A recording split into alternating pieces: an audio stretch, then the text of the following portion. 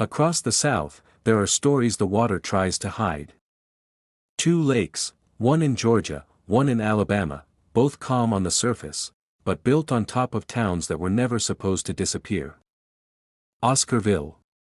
Kowaliga. Two black communities with life, land, families, and futures, until history took a turn. Different states. Different years. But the same fate. The land was cleared, the people were pushed out, and the water rose. Today, thousands swim, fish, and vacation above places where entire communities once stood. This is the story of two lakes, and the towns buried beneath them. Not everything was torn down. Some buildings, roads, and foundations were left exactly where they stood. Construction of Beaufort Dam in the 1950s. This is the moment you explain how Lake Lanier was engineered, the physical creation of the lake. The U.S. Army Corps of Engineers began building Beaufort Dam, the project that would create Lake Lanier. They cleared what they could, but time, money, and manpower ran out. Much of Oscarville's footprint remained. And then, slowly, the water began to rise. Day after day, the land disappeared. Today, divers still find roads, house foundations, and forgotten structures beneath the surface, reminders of the town that once lived here. Before Lake Lanier existed, this land was home to a black community called Oscarville, farmers, families, churches, and schools. But in 1912, everything changed. A crime in the county sparked racial tension, and white mobs used it as a reason to drive nearly every black family out of the area. Homes were abandoned, land was taken, and the community was erased long before the water ever came. Decades later, the government chose this same land to build Lake Lanier. They cleared what they could, and flooded the rest. Today, people swim and vacation above a place where an entire black community once lived. Oscarville may be gone, but its story remains, a reminder that history doesn't disappear just because the water rises. Before Lake Martin existed, this land was home to a small black community called Kowaliga, a place built on pride, progress, and possibility. Founded by a formerly enslaved man named John Benson, Kowaliga grew into a thriving town with homes, schools, and businesses. It stood as a vision of what black prosperity in the South could look like, until the plans for Lake Martin changed everything. John Benson's dream was simple, to build opportunity where none existed.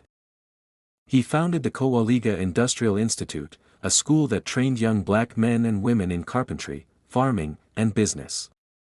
It was a place of pride, where education met independence, and where the children of freed people could shape their own future. But in the 1920s, that dream faced a new kind of threat.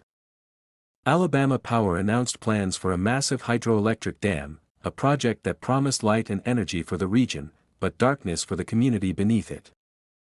The land where Kowaliga stood was chosen as part of the flood zone. Families were pressured to sell.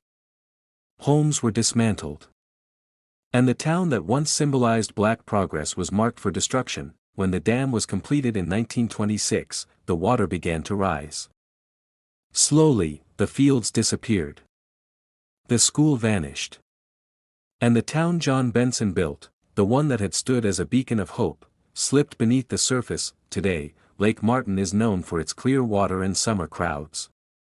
But beneath those waves lies the memory of a community that fought to build something of its own, and lost it to progress. By the mid-1920s, the future of Kowaliga was no longer in the hands of the people who lived there. The dam was nearly complete, and the waterline was already mapped out. Families who had spent decades building their lives were told their land was needed for progress that didn't include them. Some tried to hold on.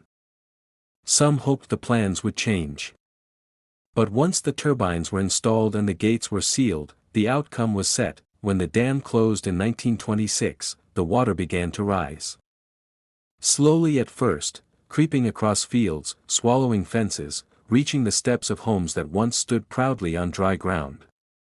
Then faster, until the school, the workshops, and the very foundation of John Benson's dream slipped beneath the surface. The lake brought electricity to Alabama. It brought recreation, tourism, and new development. But it also buried a community that had fought to build something of its own. Today, Lake Martin looks calm. But beneath that calm is a story of ambition, displacement, and a town that never got the chance to finish what it started. Lake Lanier and Lake Martin, two bodies of water, two states, two stories that begin the same way. Both were born from ambition, from the promise of progress and power. Both reshaped the land, the economy, and the way people lived. And both buried something deeper, communities that once stood proud on solid ground. Oscarville, Georgia, a town erased by fear and violence.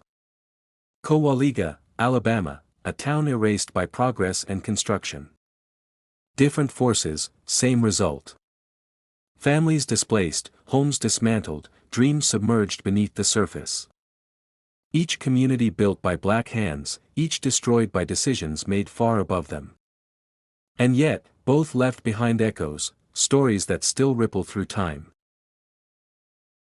Today, people swim, fish, and celebrate on these lakes. They see beauty, not history. But beneath every ripple lies memory, the foundations of schools, churches, and homes that once stood for hope. Oscarville and Kowaliga remind us that progress often comes with a price, and that the past doesn't disappear just because the water looks calm. So as we look across Lake Lanier and Lake Martin today, we have to ask ourselves, what if the water never came? What if Oscarville and Kowaliga had been allowed to grow, to thrive, to pass their legacy forward? Where would those cities be today, if there were no construction of Lake Lanier or Lake Martin?